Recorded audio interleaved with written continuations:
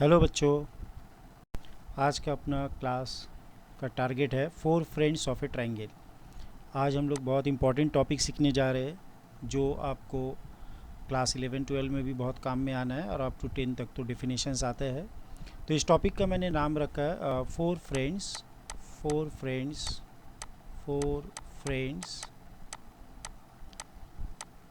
Of A triangle.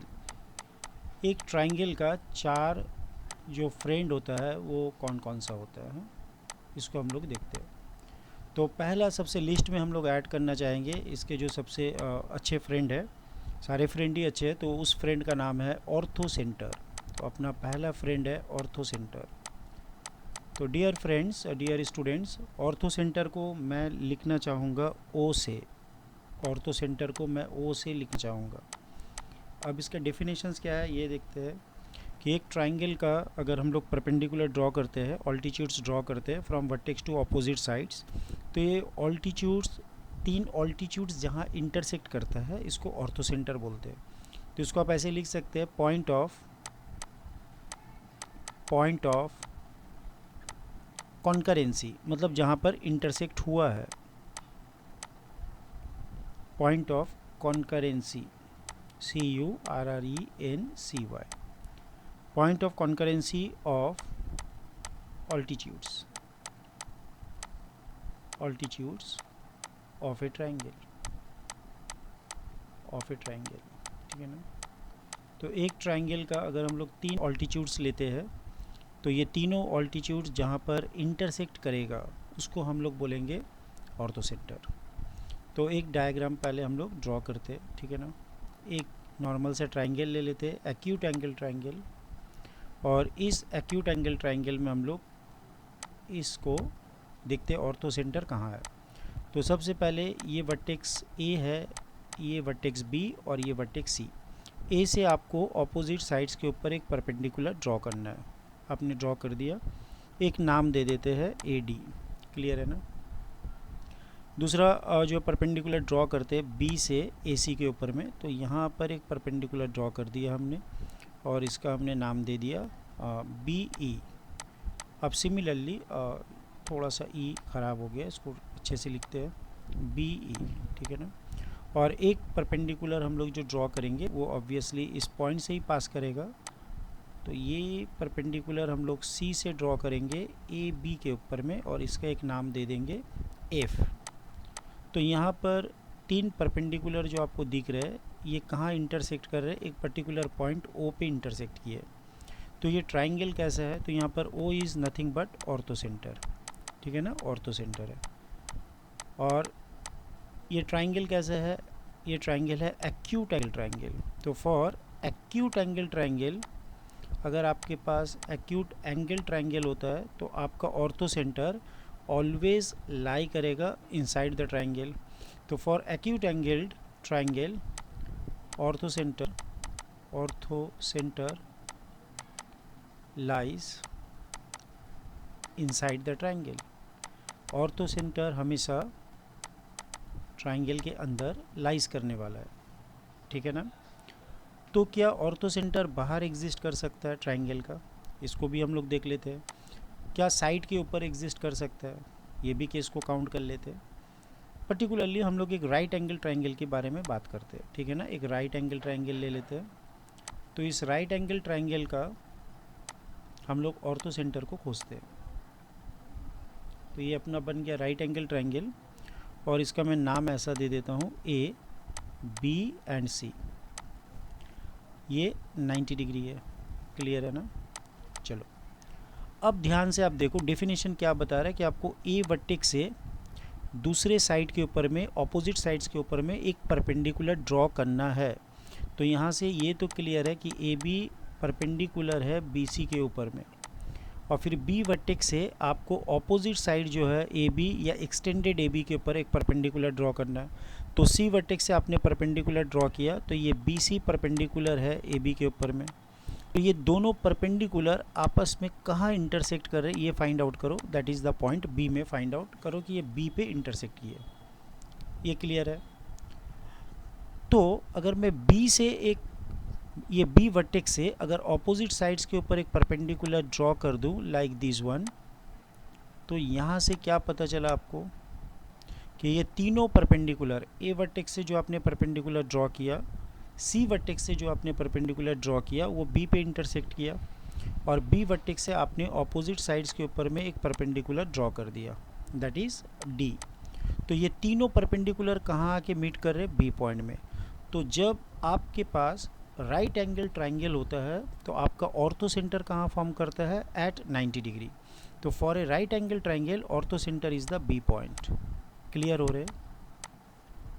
तो orthocentre is the B point for the right angle triangle. तो जिस point पे 90 degree form करे वही ऑर्थो सेंटर होता है for the right angle triangle. तो B vertex is the orthocentre where the 90 degree is form. तो यहाँ पर हम लोग देखें कि ऑर्थो सेंटर का पोजीशन चेंज हो गया, ये ऑन द ट्राइंगल पे आ गया। यहाँ तक क्लियर है? नाउ बात करते हैं ऑब्ट्यूज एंगल ट्राइंगल का।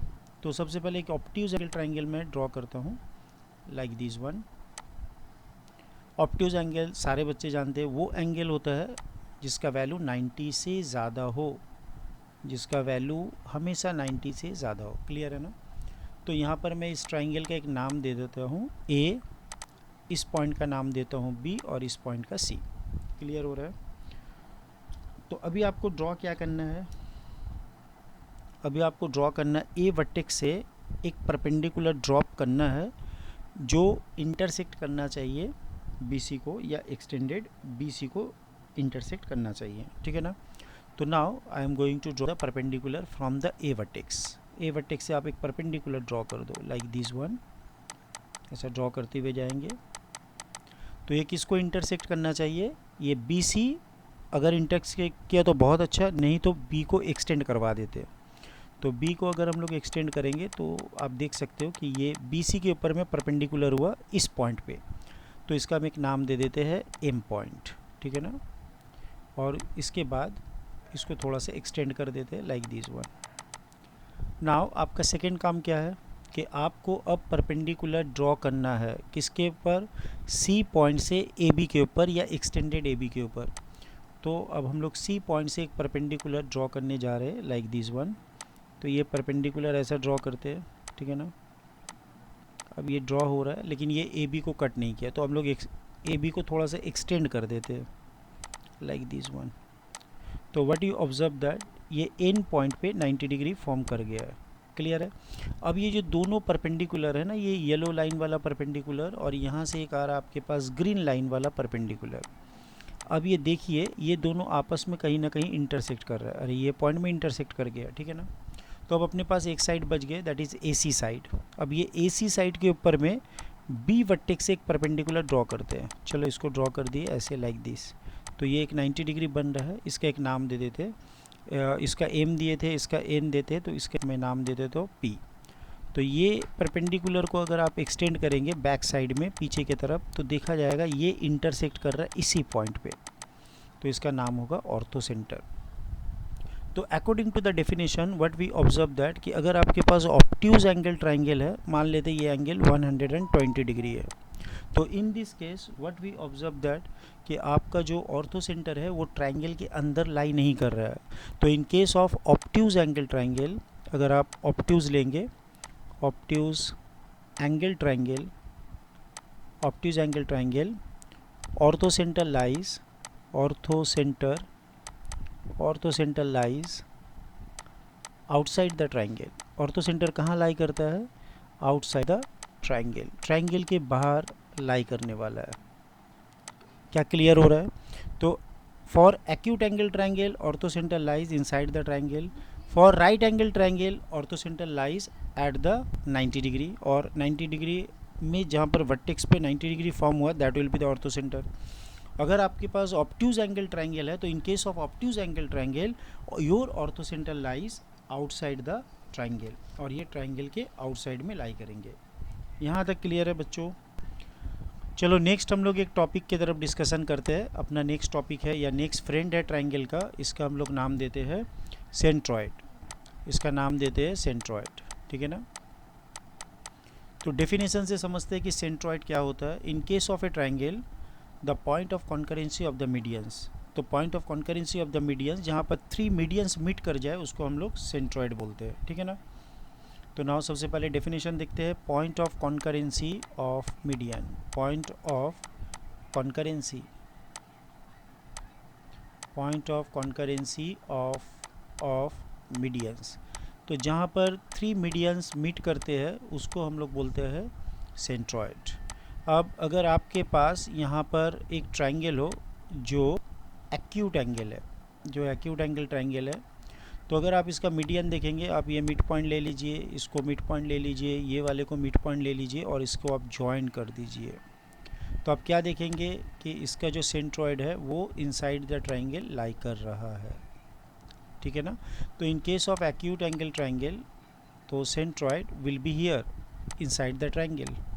तो इसका एक नाम दे देते हैं बेटा ABC। तो ठीक है ना, ABC और ये है D, ये है E और ये है F।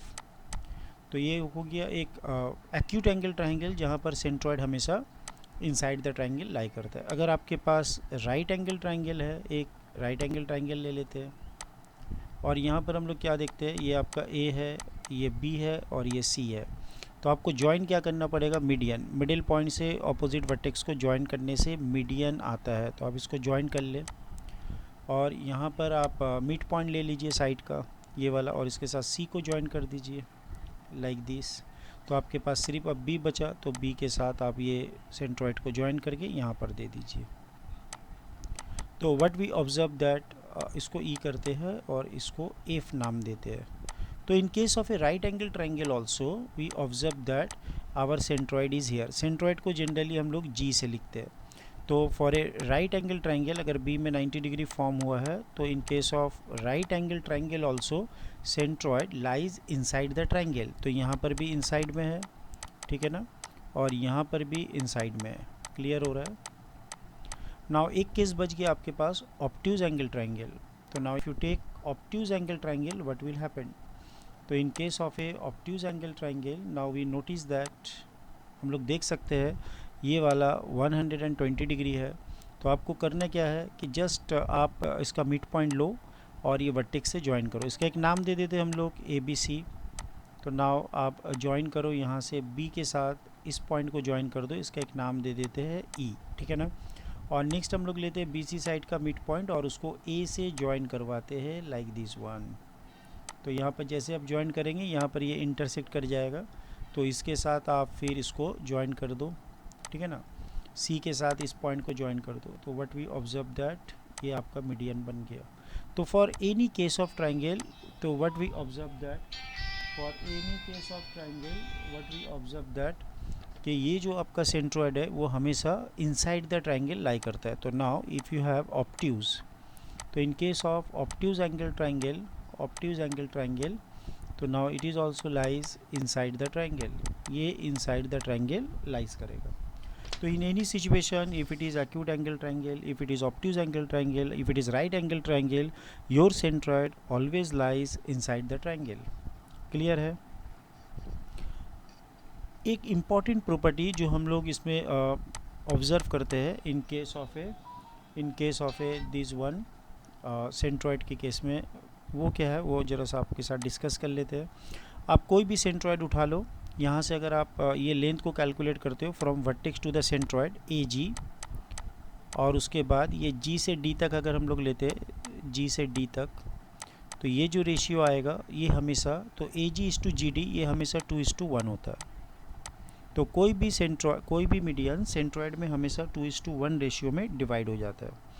कोई भी सेंट्रॉइड किसी भी मीडियन को हमेशा 2:1 में डिवाइड करता है। लेकिन आपको एक चीज़ ध्यान में रखना है, ये वाला लेंथ जो वर्टेक्स से शुरू होके G तक जाएगा, ये इसका लेंथ ज़्यादा होगा कंपेयर टू G से D। G से D अगर 1 यूनिट है तो ये 2 यूनिट होगा, G से D अगर 3 यूनिट है तो ये 6 यूनिट होगा, उसका डबल होगा। तो हमेशा वर्टेक्स से अगर सेंट्रॉइड की तरफ आपने मूव किया तो वो क्वांटिटी का, वो लेंथ का वैल्यू ज़्यादा आएगा। तो उम्मीद करते हैं सारे बच्चे ये जो सेकेंड सर्कल का फ्रेंड होता है इसको आपने अच्छे से समझ लिया, ओके ना। तो now I am going to discuss the third friend.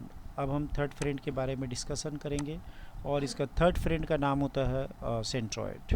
Okay ना। अच्छा, यहाँ पर एक चीज़ और है गौर करने वाला कि अगर आपके पास सेंट्रॉयड है और ये सेंट्रॉयड में अच्छा नहीं, इसको हम लोग हायर क्लास में डिस्कशन करेंगे और भी बहुत सारे प्रॉपर्टी है।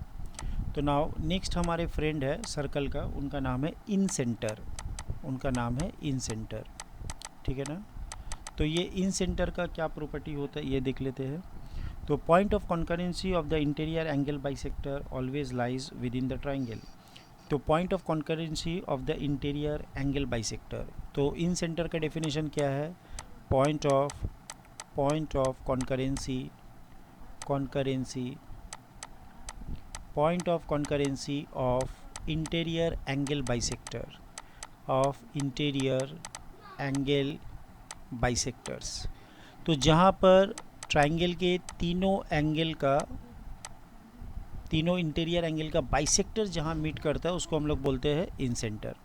तो आप एक डायग्राम के जरिए से हम लोग समझते हैं, और in all three cases interior angle bisector जो है वो आपका ट्राइंगल के अंदर में लाई करता है। तो always lies within the triangle, यहाँ पर for any triangle always lies within the triangle, ये हमेशा ट्राइंगल के अंदर में लाई करेगा। ओके ना। तो अब इसको थोड़ा सा डायग्राम में समझ लेते हैं। सपोज़ आपके पास एक ट्राइंगल है लाइक दिस वन, कोई भी आप एक ट्राइंगल ले लें, मैंने एक स्केलेन ले लिया और आपको करना क्या है कि ये इसके जो तीनों एंगल है इसको बाइसेक्ट कर देना है। तीनों एंगल को आप बाइसेक्ट कर दें। तो इसको अगर आप बाइसेक्ट करेंगे तो ये एंगल दो पार्ट में डिवाइड हो जाएगा, तो ये आपको एंगुलर बाइसेक्टर एक आ जाएगा। क्लियर है ना। Then you are going to bisect this angle B, yes B angle को आप बाइसेक्ट कर दीजिए तो ये कुछ ऐसा आ जाएगा। क्लियर है। नाउ थर्ड एंगल जो बचा है उसको अगर हम लोग बाइसेक्ट करते हैं तो वो कुछ ऐसा आएगा। ठीक है ना। तो यहाँ पर एंगल क्या बनेंगे? a/2, यहाँ पर भी a/2, यहाँ पर आ जाएंगे b/2, यहाँ पर आपके पास आ जाएंगे b/2, यहाँ पर आपको मिलेगा c/2, यहाँ पर भी c/2। तो ये जो पॉइंट आएंगे इसको हम लोग बोलेंगे इन सेंटर। ठीक है ना। और इससे पहले हम लोग जो लिखे थे इसका नोटेशन हम लोग जी यूज़ किए थे, याद रखना। और उससे पहले वाला ऑर्थो सेंटर ओ, सेंट्रॉयड जी, और इन सेंटर का नाम अगर आप चाहो तो आई से डिनोट कर सकते हैं हम लोग, आई फॉर इन सेंटर। ठीक है ना। तो ये इन सेंटर ऑफ द ट्राइंगल है जहाँ आपका तीनों इंटीरियर एंगल बाइसेक्टर मीट करता है। इससे एक प्रॉपर्टी निकल के आता है कि अगर आप मान लो कि यहाँ पर एक परपेंडिकुलर ड्रॉ करते हो और इसको अगर आप रेडियस मान लेते हो, तो रेडियस मान के जब एक सर्कल ड्रॉ करोगे तो ये सर्कल क्या होगा, ये सर्कल जो है तीनों साइड को टच करता हुआ जाएगा। ये सर्कल क्या करेगा, आपका तीनों साइड को टच करेगा। ठीक है ना। तीनों साइड को टच करता हुआ निकल जाएगा। क्लियर है।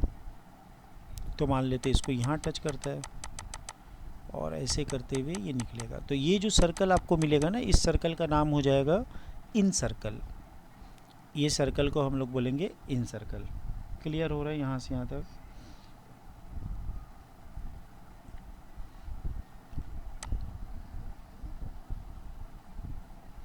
अच्छा, इसका एक इम्पॉर्टेंट प्रॉपर्टी है, इसको थोड़ा सा हम लोग देख लेते हैं।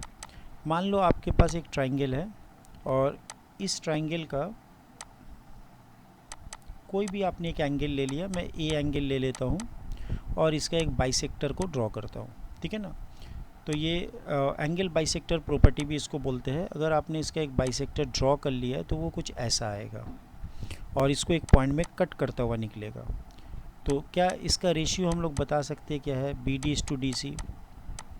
प्रूफ अभी देना नहीं है, बस ये रिज़ल्ट को आपको याद रखना है क्योंकि ये सम्स करने के दौरान आपको यूज़ होगा।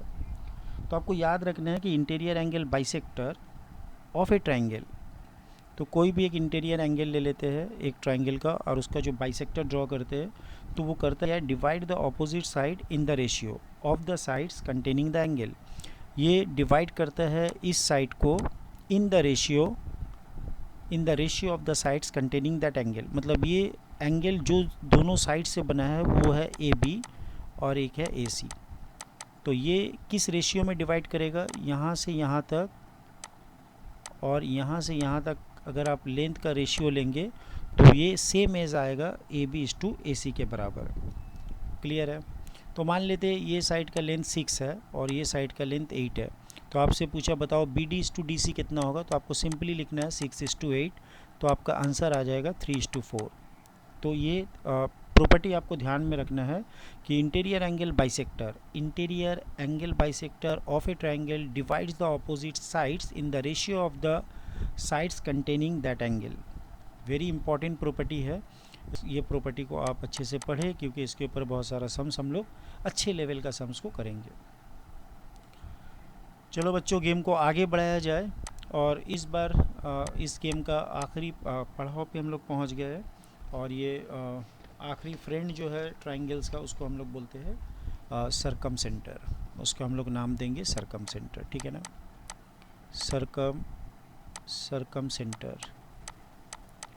सरकम सेंटर को जनरली C से हम लोग डिनोट करेंगे। तो ये क्या होता है, point of concurrency of the perpendicular bisectors of the sides of A triangle. तो इसका डेफिनेशंस क्या लिखेंगे हम लोग, point of concurrency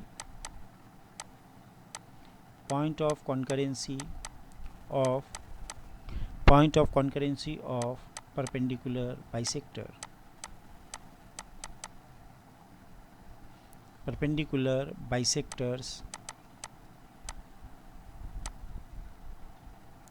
of the sides. Point of concurrency of the perpendicular bisectors of the side is known as the circumcenter. अब ये depend करता है आपके पास कैसे ट्रायंगल है। अगर आपके पास एक्यूट ट्रायंगल है तो उनका सरकम सेंटर एक पोजीशंस में आएगा। राइट एंगल ट्रायंगल के लिए अलग होता है, ऑब्ट्यूज एंगल ट्रायंगल के लिए भी अलग होता है। तो एक एक करके केस लेते हैं और इसको हम लोग ड्रॉ करके दिखाते हैं। तो सबसे पहले we are talking about the acute angle. एक ऐसा ट्रायंगल जिसका सारा एंगल लेसर देन 90 डिग्री है।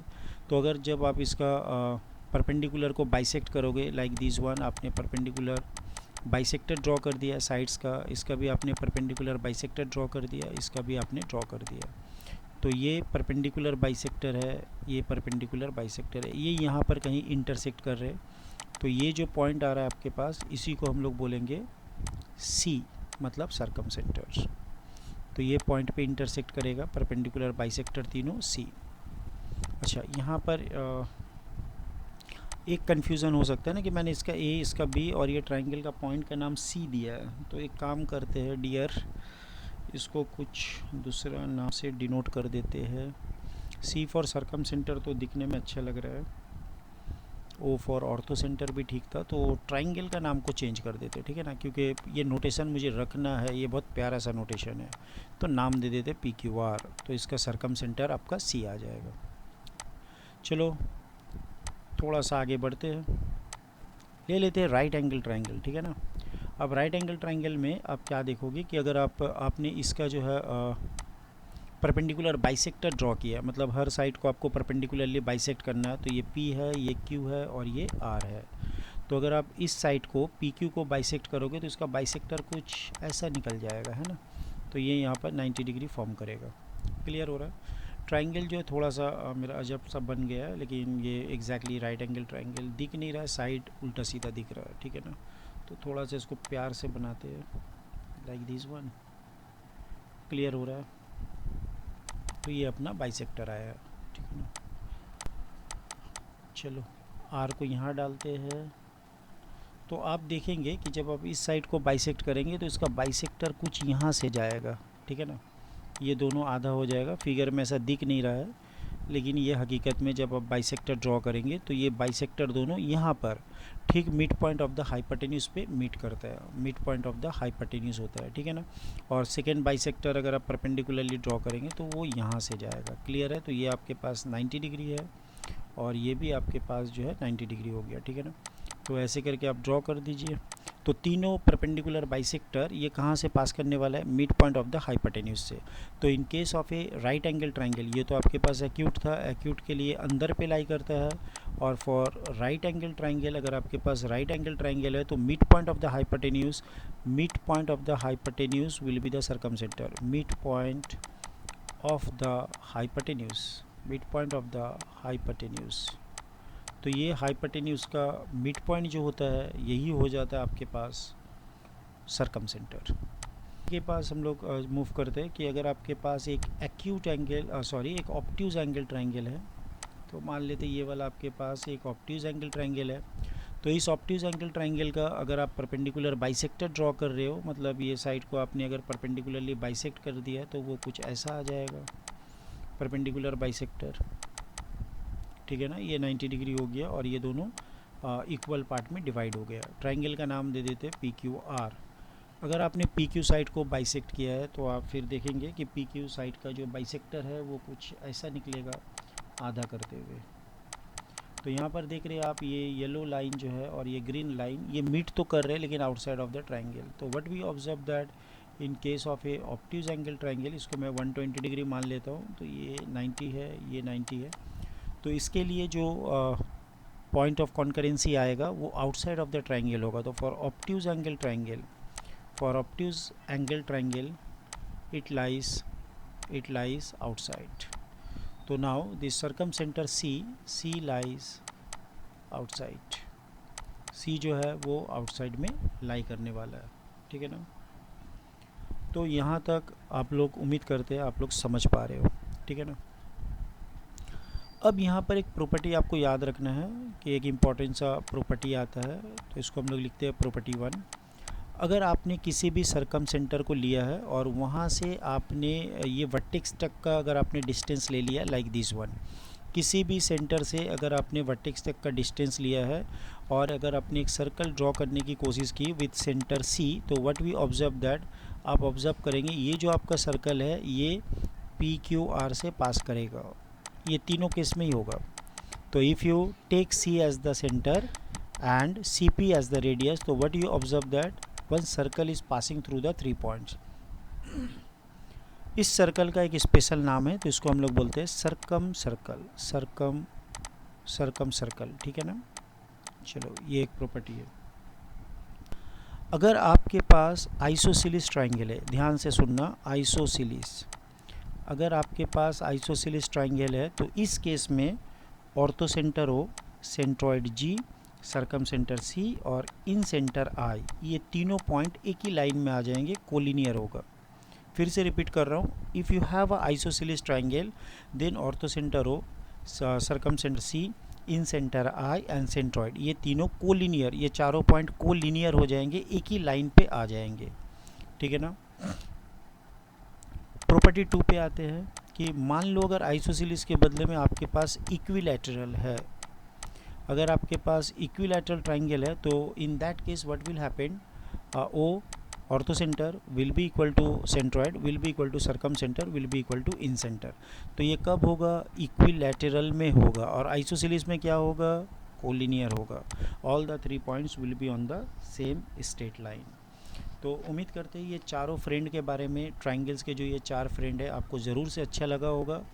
और एक चीज़ जो है स्पेशलिटी जो ऑर्थो सेंटर का था वो मैंने बताया नहीं है, थोड़ा सा सोचते आपको जस्ट टच करते हुए जाए। फिर मैं आगे में इसके ऊपर जो है ओलंपियाड के ऊपर एक वीडियो बनाने वाला हूँ, ओलंपियाड कोर्स के ऊपर, तो वहाँ पर यही 4 फ्रेंड्स के बारे में और भी कुछ डिटेल्स प्रॉपर्टी हम लोग पढ़ेंगे। तो एक सिर्फ पॉइंट आपको टच कर दे, ये जो ऑर्थो सेंटर आता है, इस ऑर्थो सेंटर में ये जो फुट ऑफ द परपेंडिकुलर होता है जहाँ पर आपने 90 डिग्री ड्रॉ किया, इसको अगर आप ज्वाइन करेंगे तो you will get a triangle, आपको एक ट्रायंगल ज़रूर मिलेगा। इस ट्रायंगल का एक स्पेशल नाम होता है, इसको बोलते हैं पेडल ट्रायंगल, इसका नाम होता है पेडल ट्रायंगल, ठीक है ना। तो मेरे प्यारे प्यारे बच्चों, मुझे उम्मीद है नूर सर का जो ये एफ़र्ट है आप लोग के प्रति आपको ज़रूर से अच्छा लगता होगा, और मेरा यही रिक्वेस्ट है कि आप लोग मुझसे जुड़े रहें। मैं जो भी मैथ्स के बारे में जो भी फंडा है या जो भी अच्छी चीज़ है वो आपके सामने ज़रूर लाऊंगा। बस मेरा होप यही है कि मेरे सारे बच्चे, मेरे सारे स्टूडेंट बहुत अच्छे रैंक करें, बहुत अच्छे मार्क्स लाए मैथ्स में, and best of luck for your futures. Hope मैं आप लोग को सबको एक दिन एज ए फ्यूचर में IITian देख पाऊँ। ओके ना, bye, have a nice day.